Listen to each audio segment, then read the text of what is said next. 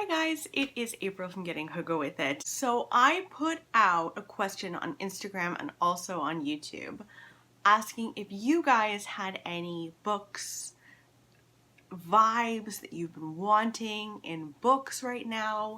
And I had lots and lots of requests. So many that I might have to like break this up into 2 videos. We'll see how far we get with this. Yeah, so I had tons of requests and I'm going to offer you guys some book recommendations. So let's get into it.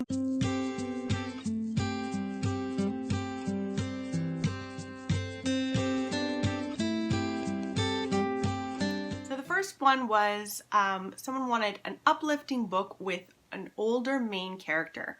Something that had A Man Called Ove vibes. So I have not read A Man Called Ove yet. It's on my list, but I haven't read it. So I'm kind of just going with older main characters, slightly uplifting. And I chose Mr. Flood's Last Resort by Just Kidd. This is actually called The Hoarder in the UK, and this is about a man who is older, and he is a hoarder, and he has someone to come and kind of care for him at his home. I don't know if she's a nurse or not exactly, but she's a caregiver of sorts. And there's a mystery surrounding the home. He's not the most likable of characters. He's actually quite nasty at the start, and you kind of unravel him and the mystery behind his life, and you also unravel the mystery behind the house. And it's a bit of a funny one because our main character is the caregiver and she's trying to sort out this mystery. So she's kind of like a novice detective. She's not very much an amateur, but she has this eclectic group of friends that help her, and I really enjoyed this. So I would say that this is uplifting. Also a mystery though, so it had that weird dynamic between those two things, but I found myself laughing while reading this as well, and I really liked it. A book with smart, positive characters. So I chose 2, and the first is Addie in The Boston Girl. In this book we meet Addie, who is living in the, I want to say it's the early 1900s, like 1910s, and she's a Jewish girl living in Boston, and she is like kind of my aspiration. In this book we find her as an elderly woman sitting down with her granddaughter, and her granddaughter is asking about her life, and she's telling the story of her life. And she is such an uplifting person. She does go through hard times, but she looks at life in a very certain way that's so positive and so uplifting. I just loved Addie, and I would really recommend her. Another really positive person who goes through really difficult things but like remains steadfast in herself is Jane from Jane Eyre. This needs no introduction. Classic, so good. Ooh, next one is a mystery like Lucy Foley or Agatha Christie. Setting should be a mansion or an old property. I mean, how many books do I have where the setting is an old property or a mansion and there's a mystery involved? But she specifically said Agatha Christie. Now, I haven't read Lucy Foley, so I'm no help to you there. But first, I want to recommend An Unwanted Guest by Sherry Lapina with a huge glaring warning sign. I didn't like this book, but so many other people do. And this is very much a retelling of And Then There Were None by Agatha Christie. Like, that's the whole point of the book, except it's set in a winter blizzard in this like grand, like big inn. So there's that. But another mystery that I really enjoyed that's also set in a big house and the house plays a central focus is The Turn of the Key by Ruth Ware. This is about a governess who takes a job in the Scottish Highlands for this family of architects. She goes and they have built a home that's like part older home, part smart home. So they've mixed these two things together, and the smart home kind of turns on her. And this is a retelling of The Turn of the Screw. So another mystery I hope that you enjoy. Next is spooky and intense. So I've got 3 suggestions here. First is Come Closer by Sarah Gran. I don't have that here, but this is about a possession, the possession of a person from the perspective of the person being possessed by the demon. It is very short, it is very intense, and I personally loved it. And next is The Silent Companions by Laura Purcell. This is more gothic, but we follow a woman who is pregnant and widowed. Like, she just got married and then her husband dies. So she moves to the house that they would have lived together and finds it rather daunting. It's nerve-wracking because there are these things called silent companions, and they're like childlike size, and they move around the house. Their eyes follow her. It's very creepy, and I found this super intense in the way that like you get like totally immersed in this story, in this home. So I'd recommend that. Someone asked me for a contemporary romance like All Your Perfects, Maybe in Another Life, and The Light We Lost. I have read none of those, and I don't read a lot of contemporary romance, so I don't feel very helpful for you here. The only thing that I could really find on my shelves that might fit the bill for you is Bridget Jones's Diary. I mean, it's a romance, but it's also quite funny. It is about a girl living in London. She's in her 30s. And there's a bit of a love triangle in it, but very, very funny. I loved it. But I don't know if that helps you. I don't read enough of it. Maybe you guys can give me suggestions on contemporary romances that you think that I would like. Oh, historical fiction set in the Roaring 20s.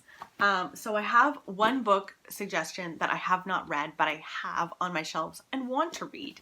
And this is The Other Typist. This is set in the 1920s, and we follow a woman who is a typist at a police station. And another woman comes on board, and she kind of changes her life and invites her to all of these parties in New York, and she gets swept up in the Roaring 20s, I believe. So that is a suggestion for you. This next one was a tough one because someone was asking for a book where you get into the mind of the characters. It's like an insight into their mind. And I had a lot of thoughts with that. Like, are you talking stream of consciousness? Because if you are, I would recommend the Hours, that follows 3 different women in 3 different time periods, and you follow them through a day. One of them is Virginia Woolf. One of them is like a 1950s housewife, and then one is set in the present day, and they're all kind of creating parties for people. So there's that. It's not really my vibe. But one thing that I thought of that I really, really enjoyed recently, where you get so stuck into someone's mind and it is about their development, is Queenie. And this getting into her mind made me uncomfortable because it made me get into the mindset that I was slightly in my like 20s, which is not a great place. This is about a girl living in London, and she's dating very, very bad guys. Like, she's just dating crappy guys and getting wrapped up in it. And it's about her mindset through it, how she lets these men treat her a certain way. And it shows her over time kind of sorting through it. And I really liked it. I don't know if that's what you're looking for. I'm thinking that you were thinking more of the Hours variety, but there's another one for you. Historical fiction that is not World War II. It was like underlined, not World War II. And I got you, girl, because I have Burial Rites for you by Hannah Kent. This takes place in 1828, so very much not World War II, and it takes place in Iceland.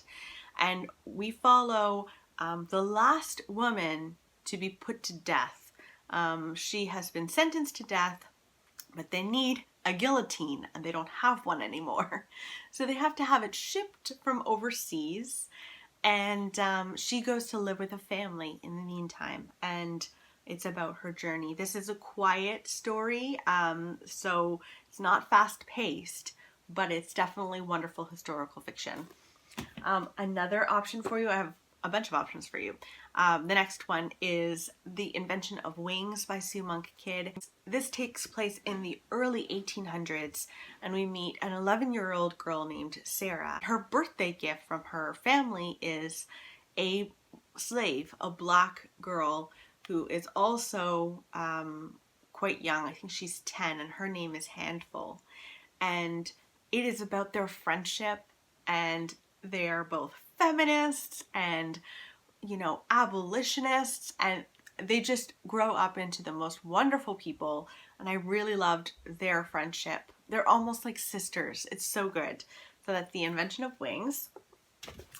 And then last but not least for you is Memoirs of a Geisha. And this takes place in the 30s, but it does overlap a tiny bit in World War II, but there's not a real focus on that. I don't remember a huge focus on World War II at all. And this follows a little girl in Japan who is very poor. Her family is poor. Her mother is dying. Her father has to sell her, and he sells her to become a geisha, and you follow her training. And this is a bit of a love story, so if you're into that, you might enjoy this. I don't always love a love story, so don't let that stop you from picking it up. Horror with a supernatural twist. Well, one book that I am after right now, I'm so excited to read, is the Southern Book Club's Guide to Slaying Vampires. That sounds amazing, about like a little book club in the South. I think it takes place in the 1990s. And this like mysterious stranger appears, and I think he's a vampire, and they have to like fight him. Anyway, that's what I want to read next that's got this vibe. But I would recommend to you The Woman in Black by Susan Hill. This is a ghost story, the best kind of ghost story, where you meet a man who is a solicitor, and he has to go to this grand, huge mansion of this woman who's died, and he's taking care of her affairs. And he gets there, and there's someone else there, and it's a ghost, and it's creepy and short, and just a great supernatural ghost story. Okay, and then I got really scary book recommendations. She had recently read The Stand, or is reading The Stand right now, and she said, to be honest, it's a bit of a beast. So I'm going to recommend her a short book. I would recommend Come Closer for this as well, but I want to recommend I'm Thinking of Ending Things. There's a scene in here that will always terrify me. This is engrossing, and it is really scary, but you don't know what in the world is happening for a good portion of it until the end. So in this book, you follow a woman who is on a road trip with her boyfriend. They're going to meet the parents. She's going to go and meet his parents for the first time. She should be excited, but she's actually thinking of ending the relationship. It's just not working for her. In the meantime, she's getting these very strange phone calls that she's letting go to voicemail because she doesn't want her boyfriend to know about it. And the messages on the phone become increasingly creepy. There's so many creepy moments in this. In the end, you're just like, flip the pages. I read this in one night, and oh my gosh, very, very creepy. I loved it. Okay, I think we only have room for like 2 more questions, and then I'm gonna have to do a whole other video because it's too long. I have too much to say about these books. Okay, someone wanted a heartwarming contemporary. So I have 2 recommendations for you. One is Hum If You Don't Know the Words. This follows 2 people in South Africa during apartheid. We follow Beauty, who's a black woman who is looking for her daughter who's gone missing. And then we follow little Robin, who is a white little girl. Her parents die. That's not a spoiler, happens very early on in the book. Her parents die and she has to go and live with her aunt. And these two people's storylines interweave and they like heal each other and they're so kind to each other. I just loved these characters so much. So I would recommend that for sure. And then to me, another heartwarming contemporary would be Eleanor Oliphant is Completely Fine by Gail Honeyman. So Eleanor is a very unlikable character. I will say that. She's very annoying at the beginning. She has no social skills whatsoever. Nobody really likes to hang out with her at the office, that's for sure. Until one day she sees a man fall in the streets. He's an older man, and one guy from her IT team at work sees it as well and they both go to help this man, and they form a friendship. And it is about Eleanor opening herself up to people because she hasn't done that for her whole life. And I just felt for Eleanor. I dare you by the end of this to not love Eleanor. I mean, maybe some of you can do that, but I couldn't. I loved Eleanor. Okay, and then the last one that I'm going to do for this round, because I'm going to do a whole other video, is books about bookstores or missing books. I think this woman who put this in is missing books a lot. So a book that I just recently read, really enjoyed, is The Giver of Stars by Jojo Moyes. This is a traveling library. This actually happened in the 1930s. Eleanor Roosevelt asked people to become traveling librarians. She wanted to increase literacy in places in America that just weren't doing well in terms of education. So she created this traveling library, and so we follow several women who decide to join up. They go on horseback into like far outreaching places in Kentucky to deliver books, and I really enjoyed it.